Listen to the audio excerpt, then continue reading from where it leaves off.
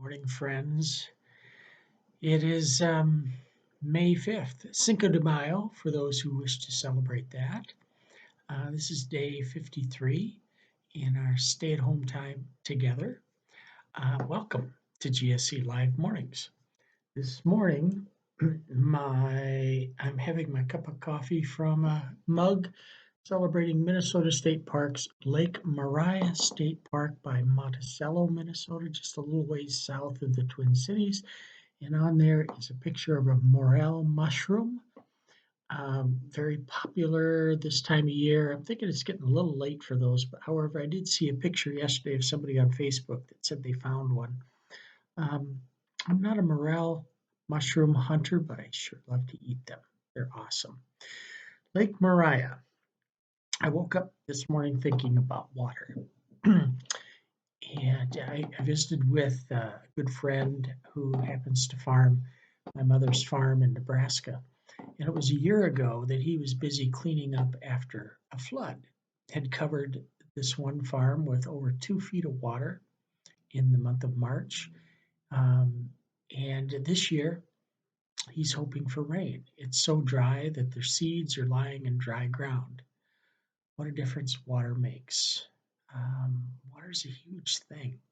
Another thought I've had about water in these last couple months is, we're being asked to wash your hands, wash your hands, wash your hands, And every time I do, I think about, okay, this is great. I'm washing away the virus if it's there.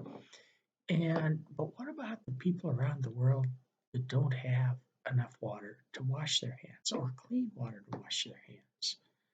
The water we have in this country, in most parts of this country anyway, is a real privilege. Again, disparities in the world, how can we share that with those who don't have? Water, it's around us, it's part of us, it's in us. I remember learning that our bodies are 96% water. Water, it's everywhere. Matthew 3. When Jesus had been baptized, just as he came up from the water, suddenly the heavens were opened to him, and he saw the Spirit of God descending like a dove and alighting on him. And a voice from heaven said, "This is my Son, the Beloved, with whom I am well pleased."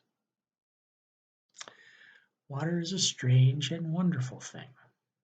It can both kill and save, bring destruction and heal. The right amount of water is essential for Earth's life and growth, and ours too. Too little water, and we shrivel and die.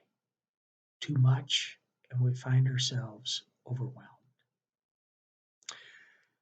Isaiah in chapter 43, verse 2, we find these words: "When you pass through the waters, I will be with you, and through the rivers, they shall not overwhelm you." Here we are, third or fourth week after Easter. I've been thinking about that. We had quite a Lent together, and then we've had Easter, and now we're in this time after Easter. And in a lot of ways, it seems like Lent has continued. And then I remember that the Greek word for Easter is Pascha, which means passage, a passage through which we must go, passage through which Jesus had to go for us.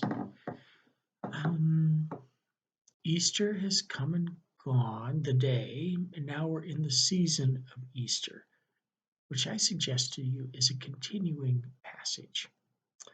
And this year, it's a continuing passage through a new situation, something none of us alive on earth have experienced before.